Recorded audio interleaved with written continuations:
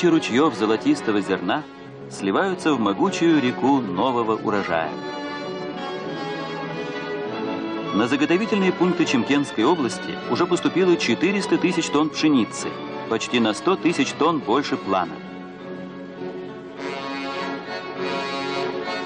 Отвечая на решение июльского пленума ЦК КПСС, Акжол Амирбеков, один из лучших комбайнеров совхоза «Прогресс», ежедневно скашивает хлеба на площади вдвое превышающей норму. Механизаторы «Прогресса» ведут жатву мощными уборочно-транспортными комплексами. Это дало возможность значительно повысить производительность труда.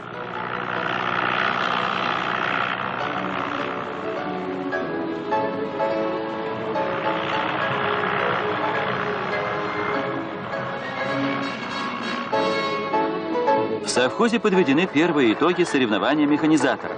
Победителем назван Акжол Амирбеков.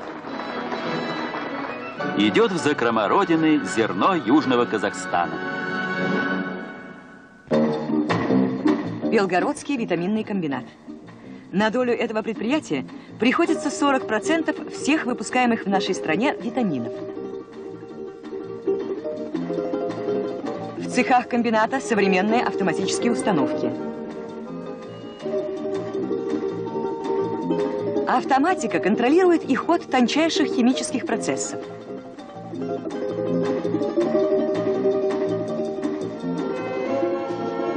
После июльского пленума ЦК КПСС коллектив комбината уделяет особое внимание продукции, поставляемой сельскому хозяйству. Новый цех для выпуска микровита А. Этот препарат, который часто называют витамином роста, сегодня широко используется в животноводстве. Когда микровит А добавляют в корм, ежесуточный привес у животных увеличивается почти в 4 раза.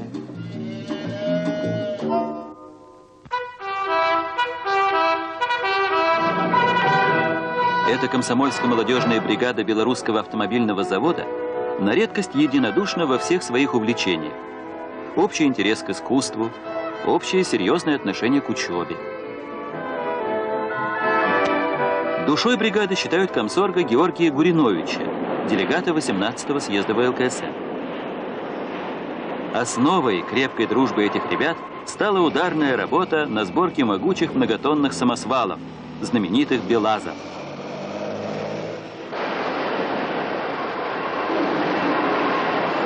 Молодые сборщики ежедневно выполняют плановые задания на 160%. Им присвоено звание лучшей бригады в автомобильной промышленности. По их инициативе комсомольцы завода провели субботник, а заработанные деньги перевели в фонд Всемирного фестиваля молодежи и студентов в Гаване. Впереди у молодых автозаводцев немало интереснейших дел. Скоро начнется серийный выпуск 110-тонных самосвалов.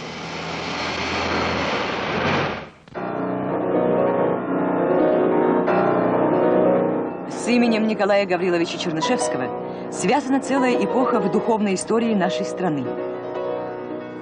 Он родился и жил до 18 лет в Саратове. Ныне в доме Чернышевского музей.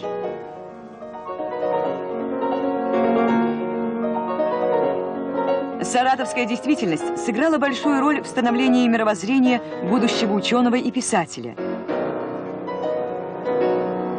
Его родной город хранит немало свидетельств благодарной памяти русского народа.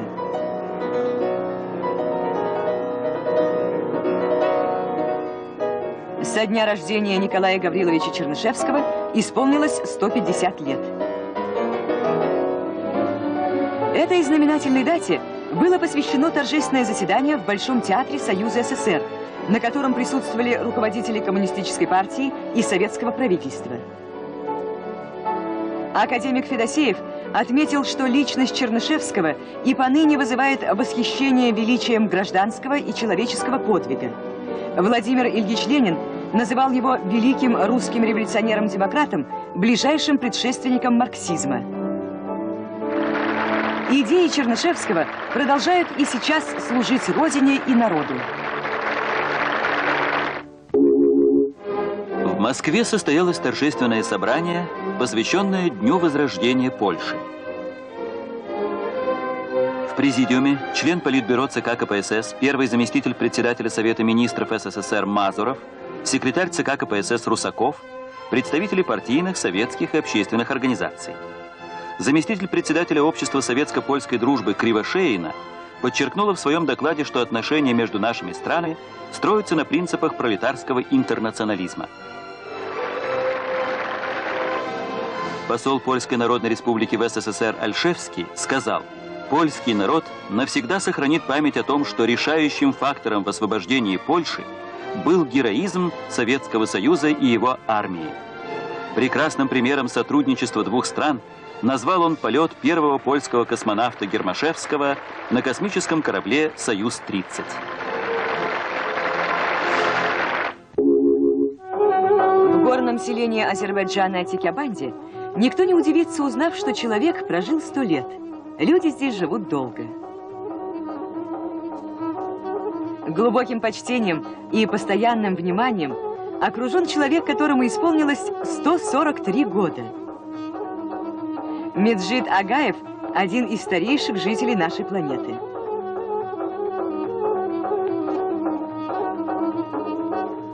Врачи считают, что для такого возраста здоровье у него неплохое.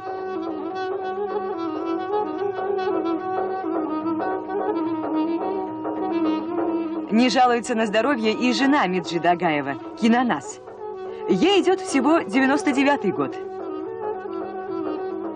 Младший сын Агаевых родился, когда главе семьи было 102 года.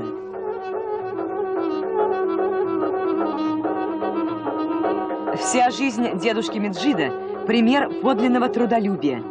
Лишь в 136 лет ушел он на пенсию.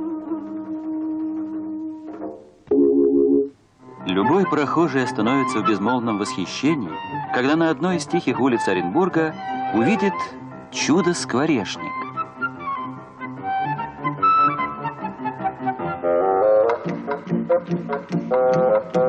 Затейливый птичий домик – дело рук слесаря Валентина Николаевича Шарандина.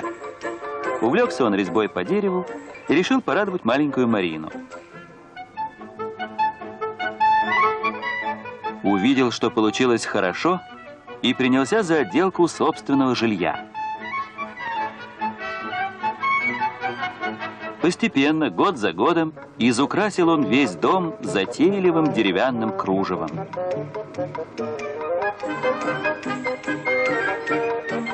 Теперь и соседи, и прохожие видят, что у хозяина этого дома золотые руки и душа доброго русского сказочника. Своенравная и непокорная река Вокса возле поселка Лосево Ленинградской области. Не просто бороться с ее течением.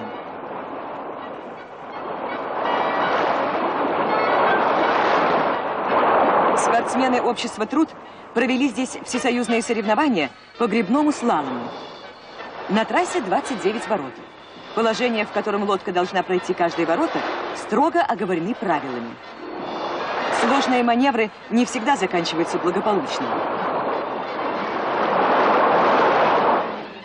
Выступление Андрея Андреева и Александра Иванова, лидеров сборной команды Ленинграда, вызвало, пожалуй, наибольший интерес.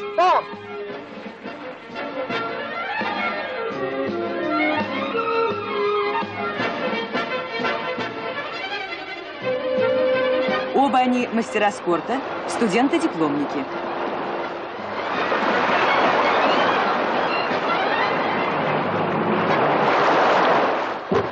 Этот экипаж отлично справился со всеми трудностями на 800-метровой трассе.